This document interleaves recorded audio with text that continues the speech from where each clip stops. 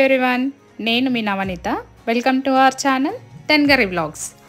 ఈరోజు మన ఛానల్లో వచ్చేసి ఒక బ్రేక్ఫాస్ట్ రెసిపీ చేసుకుందాము. చాలా సింపుల్గా, ఈజీగా, తక్కువ టైంలో హెల్దీ బ్రేక్ఫాస్ట్ చేసుకుందాము. అదేంటంటే ఉప్మా.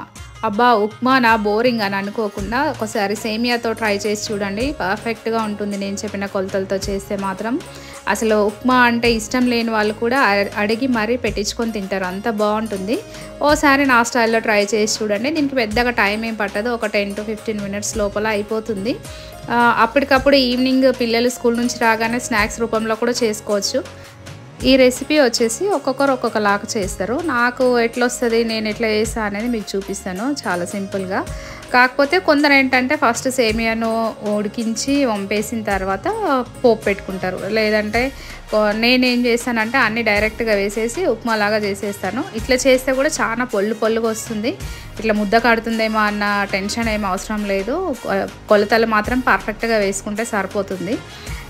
అన్ని వీడియోస్తో పోలిస్తే ఈ వీడియో నాకు కొంచెం స్పెషల్. ఎందుకంటే ఇది 70 అంటే 70వ వీడియో. మనము ఛానల్ స్టార్ట్ చేసిన కాడ నుంచి మొత్తం 70 వీడియోస్ అండి. ఇది 70 వీడియో. అసలు నన్ను నేనే నమ్మలేకపోతున్నా, ఇన్ని వీడియోస్ నేను చేశానా, అసలు మొదలు పెడదామా లేదా, చేస్తానా లేదా అనుకున్న దాన్ని నేను ఇంతవరకు తీసుకొచ్చానంటే కేవలం ఇదంతా మీ అందరి సపోర్ట్తోనే.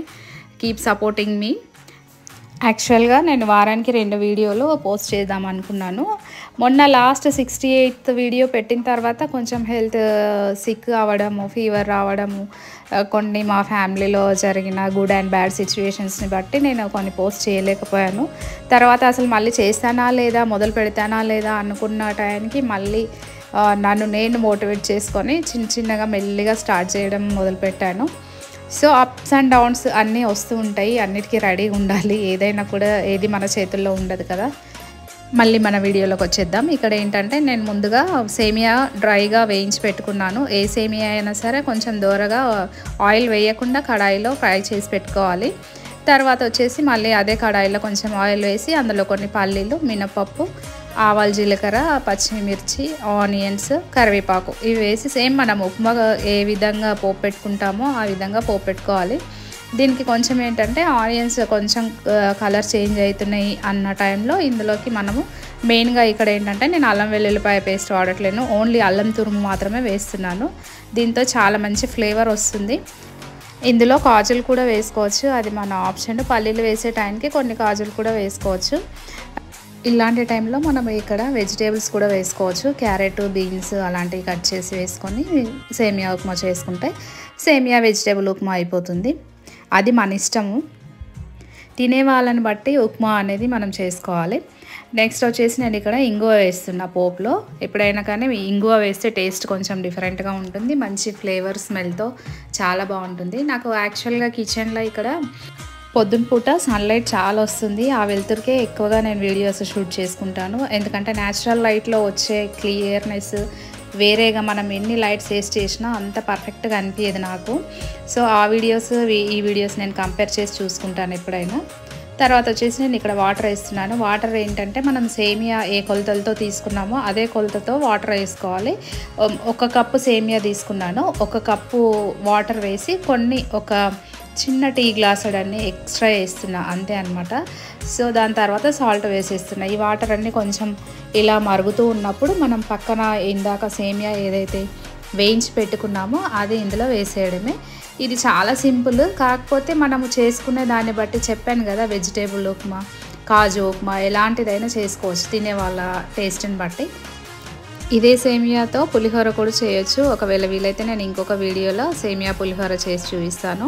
ఇప్పుడు మాత్రం ఓన్లీ ఉప్మానే చేస్తున్నాను. ఇది కొంచెం అర్జెంట్, కొంచెం తొందరగా వెళ్ళే వాళ్ళు ఉన్నారు. మార్నింగ్ బ్రేక్ఫాస్ట్కి ఏం చేయాలో ఏంటో తొందరగా అయిపోయేది చేద్దాం అన్నట్టుగా ఈ విధంగా ప్లాన్ చేశాను అనమాట. ఇదైతే తొందరగా అయిపోతుంది. ఇంకా వెళ్ళే వాళ్ళకు కూడా హడావిడి లేకుండా ఇంత బ్రేక్ఫాస్ట్ చేసిపోతే కొంచెం ఇంట్లో ఉన్న వాళ్ళకి నెమ్మది ఉంటుంది కదా.